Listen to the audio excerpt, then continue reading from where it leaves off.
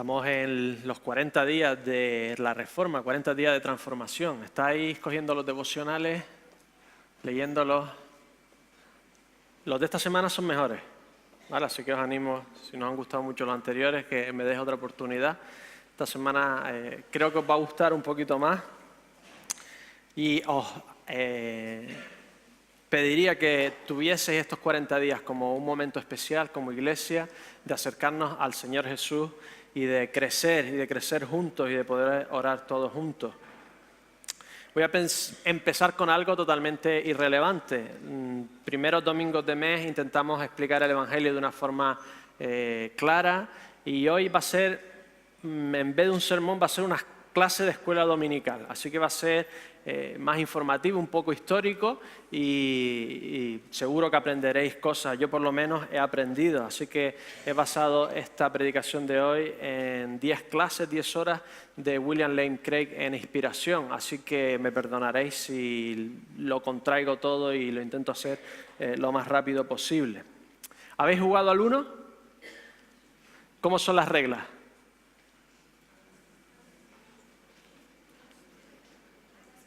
¿Tira? ¿Qué tira? ¿Mismo color o mismo número? ¿Puedes tirar dos del mismo número? Sí, ¿no? ¿Qué más? ¿Qué más pasa? A ver, decidme más reglas del 1. Cuando sale el 7, ¿qué hacéis? ¿Nada? ¿Se callan unos la boca? ¿No puedes hablar? ¿Qué más? Cambia de sentido, la carta cambia de sentido. Muy bien, ¿qué más? Salta turno. ¿Hay alguno que ponéis la mano? ¿En el 0 ponéis la mano? ¿En el 1 ponéis la mano? Vale. ¿Sabéis que el 1 en realidad,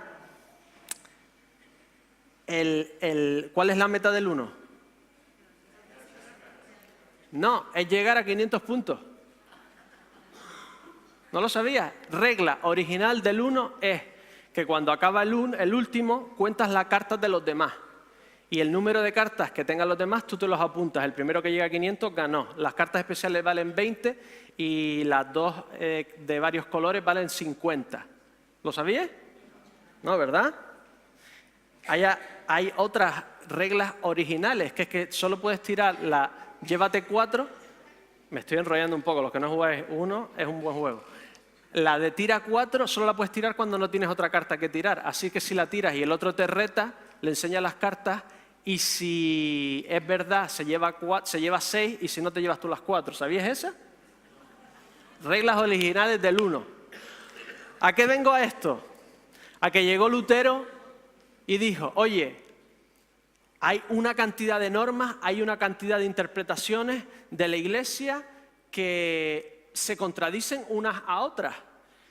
Las indulgencias eran que los cristianos, como si no vivían una vida suficientemente buena, iban al purgatorio a pagar por las cosas malas que habían hecho y las cosas buenas que no habían hecho. Por lo tanto, el Papa podía, si le dabas una ofrenda porque estabas haciendo algo bueno, quitarte años del purgatorio. Y te decían, ¿estás escuchando los gritos de tus padres y de tus abuelos en el purgatorio?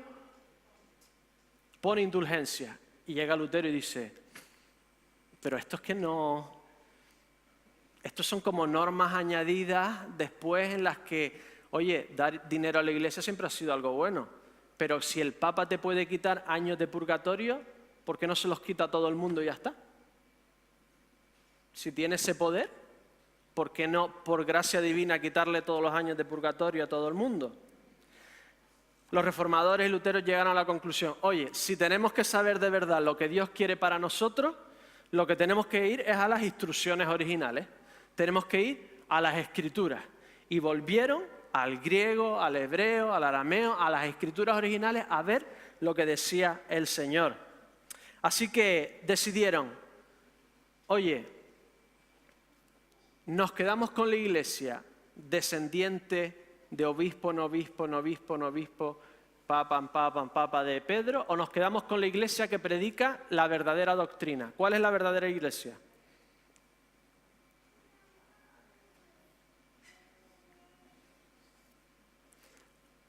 ¿La que predica la palabra de Dios o la descendiente de una línea sucesoria? Si fueras anglicano dirías que tienes las dos. Lo tienes todo. Bueno, por lo menos algunos tipos de anglicanos. Los reformadores decidieron que la verdadera iglesia no era aquella que seguía las normas, de norma sobre norma sobre norma o sobre interpretación que se habían puesto, sino aquella que predicaba la palabra de Dios original. Así que interpretaron, por ejemplo, Juan 16:13, pero cuando venga el Espíritu de verdad, Él os guiará a toda la verdad. Y 1 de Pedro 2:9, pero vosotros sois linaje escogido, real sacerdocio. Dijeron, oye, si somos todos sacerdotes, todos podemos entender a través del Espíritu la palabra de Dios. Por lo tanto, se promovió, se empezaron a traducir las Escrituras al idioma que la gente entendiera. Así que los reformadores extendieron el sacerdocio universal y se produjo una revolución. La gente empezó a entender por sí mismos qué es lo que quería Dios para sus vidas. Así que la Reforma dijo, la Iglesia siempre tiene que estar reformada, pero la frase entera es siempre reformada,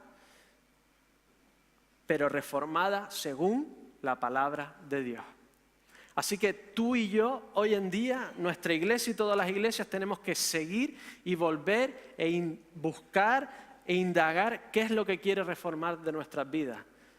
¿Qué es lo que quiere reformar de nuestras iglesias? ¿Cómo podemos seguir siempre estando reformados? ¿Qué parte de la Biblia nos está siempre retando? ¿Qué cosas tenemos que cambiar de nuestras vidas, de nuestra teología y de nuestra forma de mirar el mundo? Los reformadores hicieron cosas que hemos reformado nosotros. Ellos seguían haciendo bautismo de niños. Nosotros hemos reformado eso. Lutero, al final de su época, al ver que los judíos no se convertían hacia el nuevo evangelio, empezó a perseguir judíos. Hicieron cosas que nos recuerdan que eran hombres y que lo que ellos dijeron no es palabra de Dios, que la palabra de Dios es esto. Y que nosotros tenemos que seguir indagando y volviendo a la palabra genuina de Dios.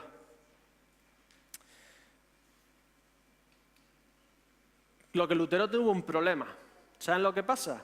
Que parte de la Biblia hablaba de purgatorio, hablaba de salvación por obras. Por ejemplo, lo podés leer en 2 Macabeos 12, 43 al 45, la doctrina del purgatorio y de las oraciones y la misa a los muertos.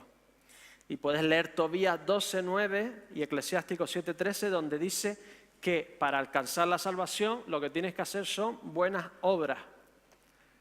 Pero si lo comparas con Romanos, si lo comparas con Gálatas, no por obras para que nadie se gloríe. Entonces se dieron cuenta de una cosa, oye, ¿qué palabra era inspirada? ¿Qué libros del Antiguo Testamento eran inspirados? Y Lutero se dio cuenta que, bueno, muchos otros reformadores y antes de Lutero, pre-reformadores, se dieron cuenta que el canon que Jesús y los discípulos veían, o los libros del Antiguo Testamento que ellos creían que era inspirado, era el canon hebreo, es decir, el Antiguo Testamento que tenemos nosotros. Los otros libros fueron posteriores y se tradujeron, el canon hebreo se tradujo lo que se llama la Septuaginta. Se tradujo al griego, que era lo que la mayoría de las personas podían entender. Pero con esta traducción del canon también se tradujeron otros libros apócrifos, otros libros posteriores que los judíos en la época de Jesús no tomaban como inspirados. Si leemos a Josefo, un historiador o un filósofo historiador de la época de Jesús, decía que, por ejemplo, en este intervalo de tiempo es poco más o menos de 3000 años, pero en cuanto al tiempo de la muerte de Moisés hasta el reinado de Artajerjes, rey de Persia, que reinó después de Jerjes, los profetas que siguieron a Moisés compilaron sobre lo que se hizo en sus tiempos en 13 libros. Los 4 libros restantes contienen himnos a Dios, salmos, proverbios y los preceptos de la conducta de la vida humana.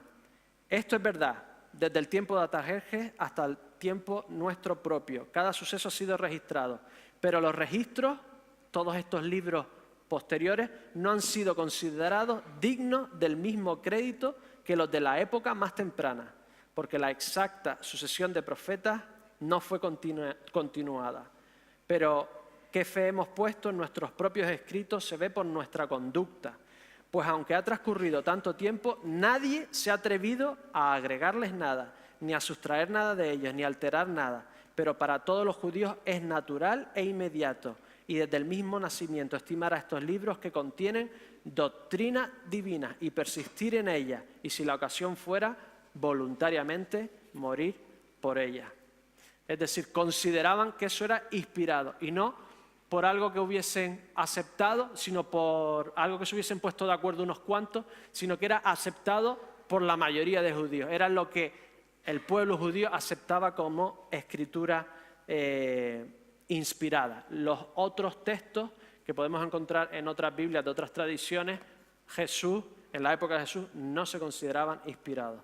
Por lo tanto, Lutero se quitó de en medio purgatorio, salvación por obras, misas a los muertos, etcétera, etcétera. ¿Y el Nuevo Testamento? ¿Qué pasó con el Nuevo Testamento? ¿Cómo se decidió? Pues fue exactamente igual que el Antiguo Testamento, no fue algo que se decidiera. Simplemente los evangelios, hechos y las cartas de los apóstoles se tomaban en la Iglesia como palabra inspirada por Dios. Nunca hubo duda en ningún momento si los evangelios, hechos y las cartas eran inspiradas o no. Se asumió desde el principio, la Iglesia los tomó como palabras escritas. Hubieron ciertas dudas sobre Hebreos, hubieron ciertas dudas sobre Apocalipsis, pero muy pronto, después de poco tiempo de los apóstoles y de Jesús, se llegó a un consenso general de lo que era palabra y lo que no era palabra de Dios. ¿Alguno habéis leído Código Da Vinci? ¿La película? Parece que hay una conspiración en lo que se intentaron ocultar ciertos evangelios para que la Iglesia ocultara el verdadero mensaje y la consanguinidad de Cristo, etcétera, etcétera. Esto es pura ficción, pura novela. Nadie se toma en cuenta estas cosas. Históricamente lo que pasó fue que las gentes de la época, 100 años después de Jesús, 100 y pico años de Jesús, pues reconocían que era inspirado y que era no. Y algunos de los historiadores cristianos pues elaboraron las listas exactas del Nuevo Testamento que tenemos ahora. Y era lógico, porque Juan 16:12, por ejemplo, nos dice: aún tengo muchas cosas que deciros, pero ahora no las podéis sobrellevar, pero cuando venga el Espíritu de verdad, Él os guiará a toda verdad. Jesús les dijo: todavía tengo palabra que deciros. Yo, la palabra viva, tengo palabra dicha y escrita que os diré. Tengo palabra todavía que deciros. Así que Pablo mismo estaba convencido de que cuando él estaba escribiendo, sus cartas estaba escribiendo palabra de Dios. Primera de Corintios 11:23. Yo recibí del Señor lo que también os he enseñado. Primera de Tesalonicenses 2:3. Por lo cual también nosotros damos gracias a Dios sin cesar, porque cuando recibisteis la palabra de Dios que oísteis de nosotros, la recibisteis no como palabra de hombre, sino, según es verdad, la palabra de Dios. Llevaban cientos de años sin recibir nueva palabra de Dios. Y Pablo se atreve a decir que lo que él les estaba escribiendo era la palabra de Dios. Si él no estuviera convencido de que eso era escritura inspirada por Dios, no hubiese dicho esto. La cual actúa en vosotros los creyentes. Cuando Timoteo dijo que toda palabra, toda escritura es inspirada por Dios, ¿se refería al Antiguo y al Nuevo o solo al Antiguo? Pedro, el gran Pedro, estaba convencido de que las cartas de Pablo eran escritura de Dios. Y tener entendido, 2 de Pedro 3, 15 y 16, que nuestro Señor, y tener entendido que la paciencia de nuestro Señor es para salvación, como también nuestro amado hermano Pablo, según la sabiduría que le ha sido dada, os ha escrito en casi todas sus epístolas, hablando en ellas de estas cosas, entre las cuales hay algunas difíciles de entender. Menos mal que lo dijo Pedro, ¿no? No soy yo solo, también Pedro le cuesta entender algunas cosas que decía Pablo, las cuales los indoctos e inconstantes tuercen, como también las otras escrituras.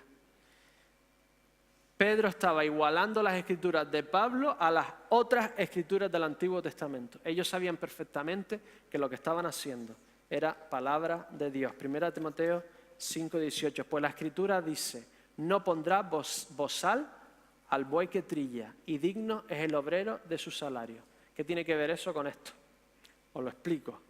Pablo en Timoteo, escribiéndole a Timoteo, dice: no pondrás bozal al buey que trilla. Antiguo Testamento, Deuteronomio. Y eso dice que es escritura, pues esto dice la escritura. Y de repente dice: y digno es el obrero de su salario. ¿Dónde sale esto? Lucas 10:7, Jesús diciéndolo. Por lo tanto, Pablo está igualando Antiguo Testamento con el escrito de un gentil médico griego llamado Lucas, que decía exactamente lo que decía el Señor. Es decir, Pablo estaba diciendo: los evangelios y el Antiguo Testamento son palabras inspiradas por Dios. Y desde muy pronto los discípulos de los apóstoles hablaban de las escrituras de los apóstoles como inspiradas y de las de ellos no. Por ejemplo, lo vemos en Ignatio, que nació en el 35 y murió en el 107. Inmediatamente la Iglesia diferenció entre lo que escribieron los apóstoles y su círculo cercano, que estuvieron con ellos en su ministerio, etcétera, como Lucas, y lo que ellos estaban escribiendo. ¿Qué es inspirado? ¿Los autores o el producto final que tenemos?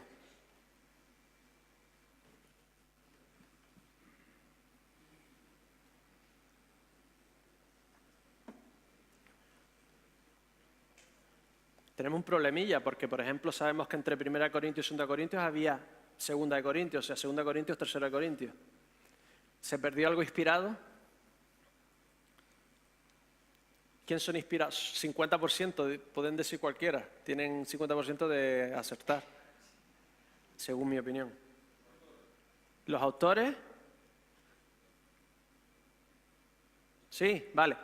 No. 2 Timoteo. Lo estuve sacando hasta que él me lo dijo para decirle que no, tengo mala fe. 2 Timoteo 3:16. Toda la escritura es inspirada por Dios y útil para enseñanza, para redarguir, para corregir, para instruir en justicia. ¿Dice que todos los autores que escribieron las escrituras son inspirados o que toda la escritura es inspirada?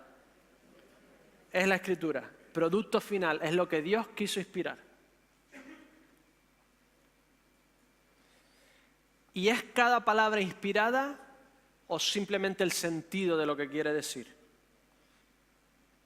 Ya no vas a hablar porque os doy un 50 y después os meto el cuchillo cuando decías la... Cada palabra, muy bien. Juan 10, 34, 36. Jesús le respondió: ¿no está escrito en vuestra ley, yo dije, dioses sois? Si llamó dioses a aquellos a quienes vino la palabra de Dios y la escritura no puede ser quebrantada, Jesús dice: la escritura no puede ser quebrantada. Al que el Padre santificó y envió al mundo, vosotros decís, tú blasfemas porque dije, yo, hijo de Dios soy. ¿Cuál es la discusión de Jesús en este aspecto? Una palabra: hijos de Dios, hijo. No, perdón, dioses. Perdón. La disputa es la palabra dioses. Una sola palabra es importante. Cada palabra está inspirada. Gálatas 3:16. Ahora bien, a Abraham fueron hechas las promesas y a su simiente. Nos dice: y a la simiente, como si hablase de muchos, sino como de uno, a tu simiente, la cual es Cristo. Aquí, ¿cuál es la discusión? ¿Es una palabra? Aquí la discusión es una letra, si es singular o si es plural. Cada letra es importante, cada letra es inspirada. Mateo 5:18. Porque de cierto os digo que hasta que pase el cielo y la tierra, ni una jota, ni una tilde pasará de la ley hasta que todo se haya cumplido. Cada palabra, cada letra está ahí y tiene su importancia. Y puedes estar de acuerdo o no. Si encuentras cosas como yo en las que te cuesta entender, creer o aceptar, estás con todos. A todos nos pasa lo mismo.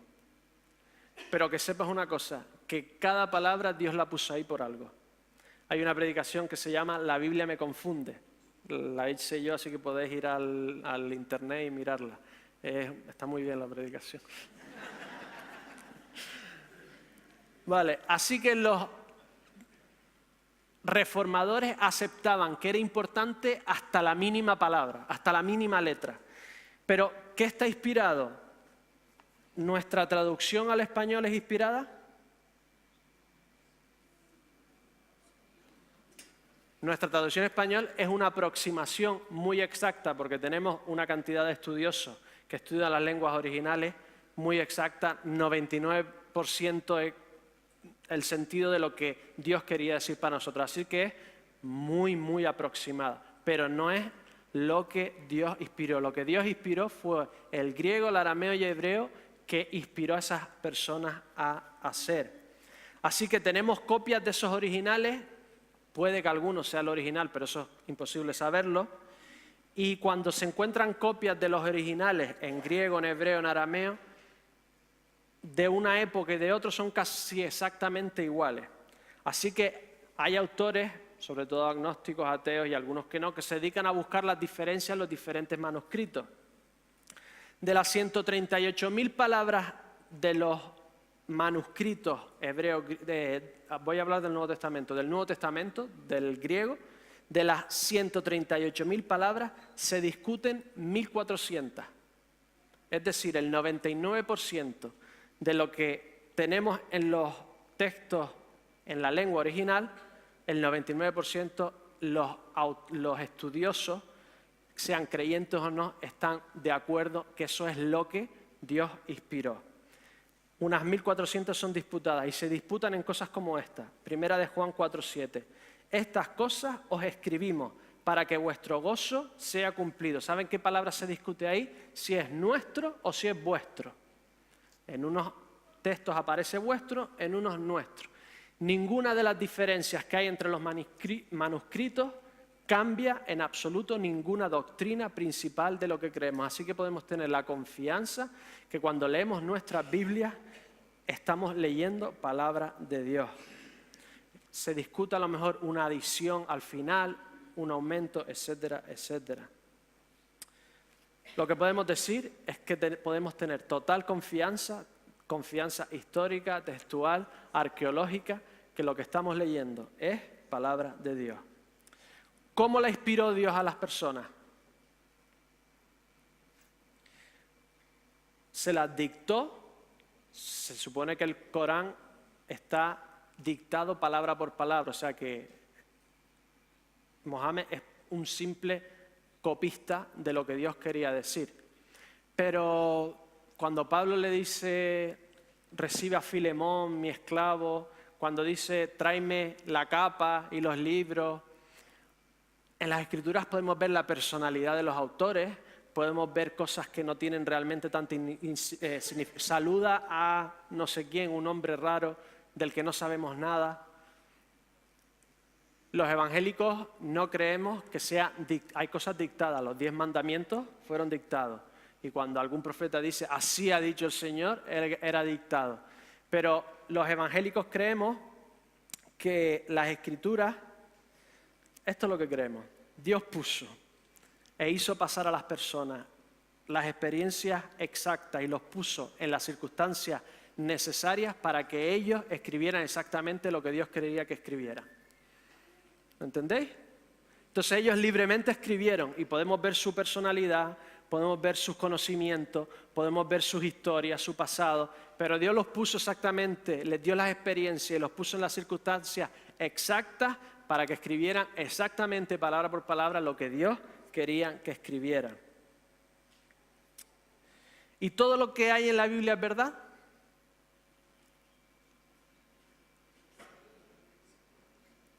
Sí, hombre. ¿Quién me lo va a decir?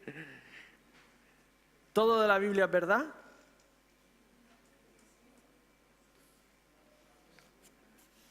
A ver, Michael, ¿qué dijiste? Lo voy a explicar. Lot. Vienen unos ángeles y le dicen, vámonos. Vienen en masa a violar a los dos hombres que habían venido, ángeles con apariencia de hombre, que habían venido a sacar a Lot y a su mujer de encima. Cógelo y dice, coge a mis hijas vírgenes, haced lo que quieras con ellas, pero no los toquéis a ellos. ¿Está la Biblia enseñando que eso es lo que hay que hacer en tal circunstancia? Obviamente no. Los hombres cierran la puerta y no le dejan hacer a Lot esa barbaridad, ¿no? Hay un montón de cosas en la Biblia que no son para que nosotros las repitamos. Hay un montón de cosas en la Biblia que son poesía, que son metáforas. Hay un montón de cosas en la Biblia que tenemos que entender qué es lo que nos está enseñando. Por lo tanto, los evangélicos creemos, según el acuerdo en Chicago de 1978, que es el que se toma ahora como estándar. Dice, la Sagrada Escritura, que es la palabra de Dios, escrita por hombres preparados y supervisados por su Espíritu, es de infalible autoridad divina en todos los asuntos sobre los que toca. Se debe creer como la instrucción de Dios en todo lo que afirma, como mandamiento de Dios en todo lo que se requiere, abrazado como promesa de Dios en todo lo que se promete. Por lo tanto, es infalible en todo lo que se afirma, en todo lo que se requiere, en todo lo que promete. Es decir, que en todo lo que enseña la palabra de Dios es verdad. Job creía que después de la muerte iban los malos y los buenos al mismo sitio. ¿Está enseñando eso la palabra de Dios? No.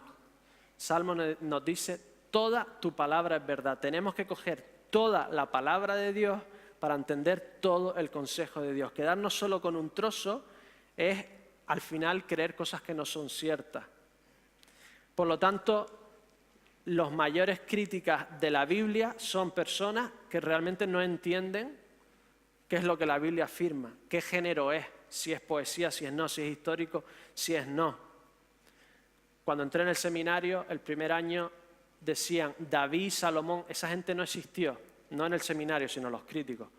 Bueno, también en el seminario había algunos críticos. No hay ni una sola evidencia arqueológica de David y Salomón. Yo entré en el seminario hace ya muchos años, o sea que fue un poquito después del diluvio de Michael, pero por ahí. Y de repente ese año se descubrió una tableta donde ponía Casa de David. Y ahora se han encontrado tantas evidencias del reino de Salomón que es como uno de los reyes que puede ser que tenga más evidencia. Muchas veces cuando dicen la Biblia esto no es cierto, no hay demostración, lo único que hay es ignorancia o que no han entendido el género de la Biblia o simplemente hay cosas que todavía no entendemos y tenemos que dejar ahí como cosas que todavía no entendemos.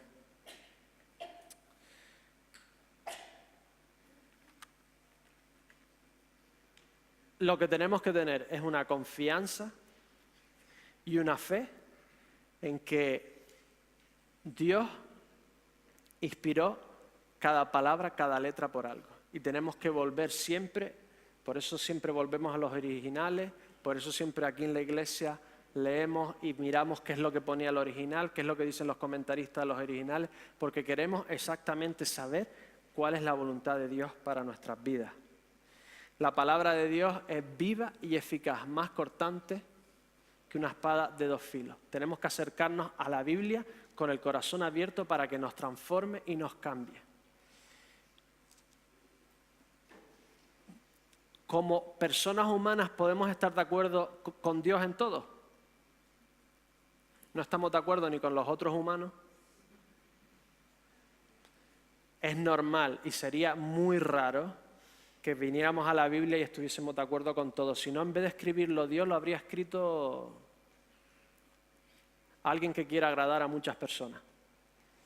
Venimos a la Biblia con la confianza exacta de que aquí tenemos todo el consejo de Dios para nosotros.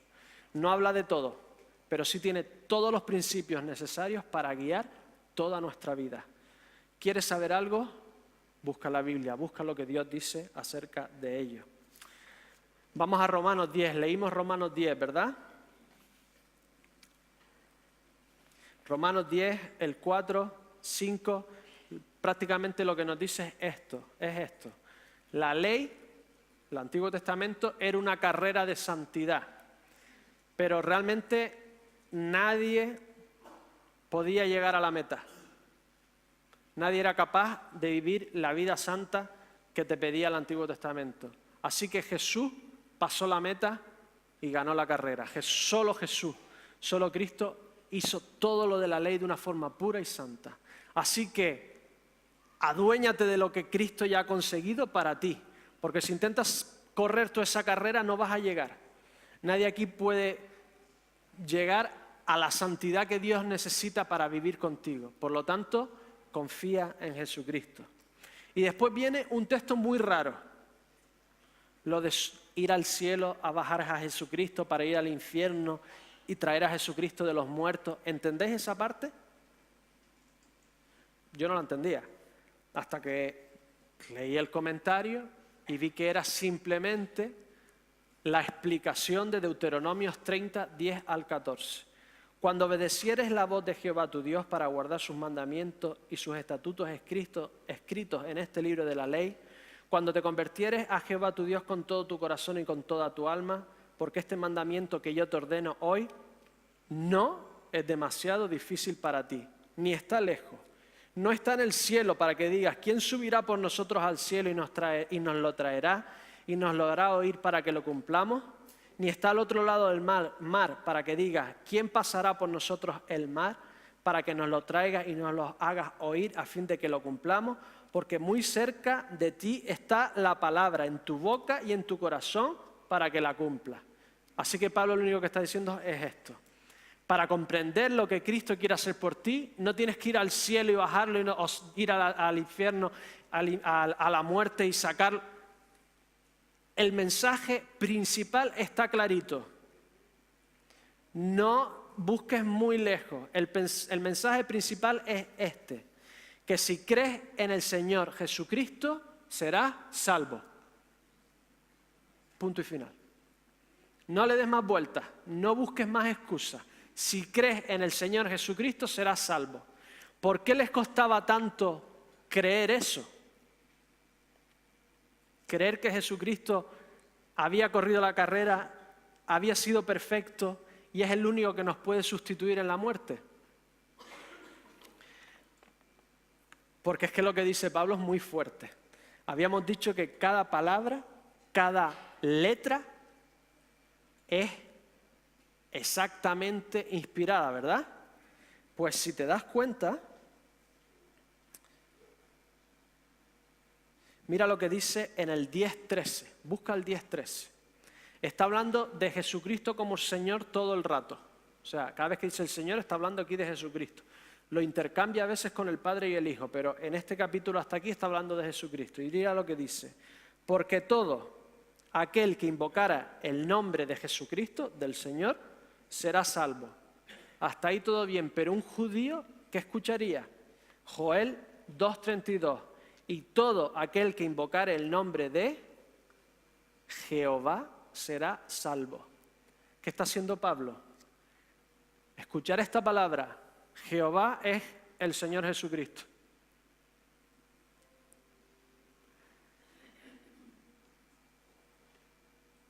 ¿Cómo pues invocarán a aquel en el cual no han creído? ¿Y cómo creerán en aquel en quien no han oído? ¿Y cómo oirán sin haber quien les predique? Y predicar que Jesucristo es Dios. Y todo aquel que confiese, todo aquel que externalice, que verbalice lo que ha pasado dentro, será salvo. Es imposible que hayas creído en Dios y no lo quieras decir o no lo quieras vivir. Es imposible. Puedes haber creído mentalmente, pero no has asumido, no te has pegado a Cristo, no ha venido a tu vida si no eres capaz o si no quieres o si no deseas decirle a los demás lo que ha pasado en tu vida y actuar como un hijo de Dios. Si invocas el nombre de Jesús como tu Dios, serás salvo. Hebreos 4:12, porque la palabra de Dios es viva y eficaz, más cortante que toda espada de dos filos, y penetra hasta partir el alma y el espíritu, las coyunturas y los tuétanos, y discierne los pensamientos y las intenciones del corazón. Hay partes de la Biblia que son difíciles, pero hay partes tan claras que no hay que exprimirla, atizarla, que hay que agitarla, está viva.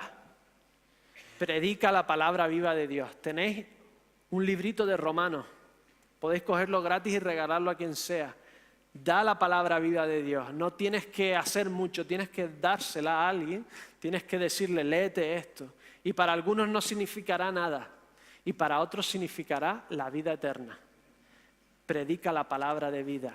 ¿Cómo oirán si no hay quien les predique? Tenemos la responsabilidad nosotros de ir y predicar la palabra viva. Y para aquellos que estáis dudando, que estáis pensando, ¿de verdad voy a vivir esta vida cristiana? ¿De verdad voy a dejar esto y aquello? ¿De verdad voy a hacer lo que me pone la Biblia? Vuelve a las instrucciones. Vuelve al diseño original de Dios para tu vida, que está en la Biblia. Vuelva a la Biblia. Que el Señor te bendiga.